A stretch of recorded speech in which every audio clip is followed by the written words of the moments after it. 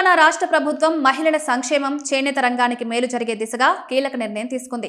బతుకమ్మ పండుగ సందర్భంగా ఆడపడుచులకు అందించే ఇందిరమ్మ చీరల పంపిణీ కార్యక్రమాన్ని మరింత పారదర్శకంగా, సమయపాలనతో అమలు చేయాలని ప్రభుత్వం నిర్ణయించిందని ఆంధ్రప్రభ రిపోర్ట్ చేసింది. గతంలో జరిగిన లోపాలను సవరించి దళారులకు తావు లేకుండా ఈ కార్యక్రమాన్ని పగడ్బందీగా చేపట్టేలా ప్రభుత్వం ప్లాన్ చేసింది. గతంలో చీరల పంపిణీ దశల వారీగా జరిగేది. దీనివల్ల చాలా మంది మహిళలకు పండుగ సమయానికి చీరలు అందేవి కావు. ఈ సమస్యకు చెక్ పెడుతూ వచ్చే సంవత్సరం నుంచి అక్టోబర్ 15 లోపు రాష్ట్ర వ్యాప్తంగా ఉన్న సుమారు 1 కోటి మంది మహిళలు, డ్వాక్రా సంఘాల సభ్యులందరికీ ఇందిరమ్మ చీరలు ఒకే విడతలో అందేలా ప్రభుత్వం పక్కా ప్లాన్ రూపొందించింది. దీనివల్ల దళారులకు ఛాన్స్ లేకుండా ఉండడమే కాదు, అందరికీ ఒకేసారి చీరలు వచ్చినట్లు అవుతుంది. తద్వారా ఒకరికి ఇచ్చి ఒకరికి ఇవ్వలేదనే సమస్య ఉండదు. చీరల తయారీలో ఎలాంటి జాప్యం జరగకుండా ఉండేందుకు రాష్ట్ర ప్రభుత్వం ముందస్తు చర్యలు చేపట్టింది.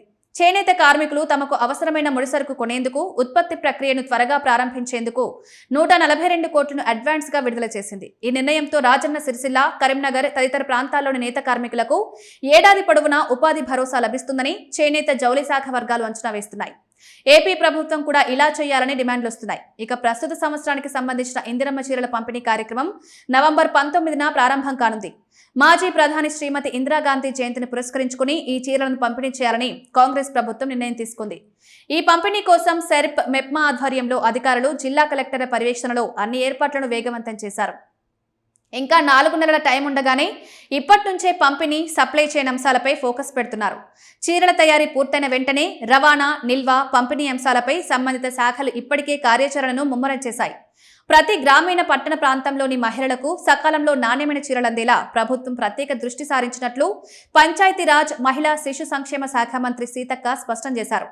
గత బీఆర్ఎస్ ప్రభుత్వ హయాంలో బతుకమ్మ చీరల పేరుతో పంపిణీ చేసిన చీరలు నాసిరకంగా ఉన్నాయని విమర్శించిన ప్రభుత్వం తాము మాత్రం అత్యంత నాణ్యమైన వస్త్రాలను అందిస్తున్నామని తెలిపింది.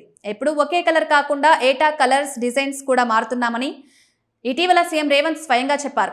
సీఎం ఆదేశాలతో భవిష్యత్తులో అందజేసే చీరల రంగు, డిజైన్లలో కూడా కొత్తదనం తీసుకురావాలని అధికారులు ప్రణాళికలు రచిస్తున్నారు. ప్రతి ఏటా కొత్త డిజైన్లు తయారు చేయించి పంపిణీ చేయడానికి టెస్కోను భారీగా ఆర్డర్లు ఇస్తున్నారు. ఈసారి చిలక పచ్చ రంగు చీరలు పంపిణీ చేసే ఛాన్స్ ఉంది. ఇలా ముందస్తు ప్రణాళికతో నిధులు విడుదల చేయడం, నాణ్యతతో రాజీ పడకుండా నేతన్నల భాగస్వామ్యంతో చీరలను సిద్ధం చేయడం ద్వారా మహిళల సాధికారతకు, చేనేత కుటుంబాల ఆర్థిక స్థిరత్వానికి ఈ పథకం పెద్దపీట వేయనుంది.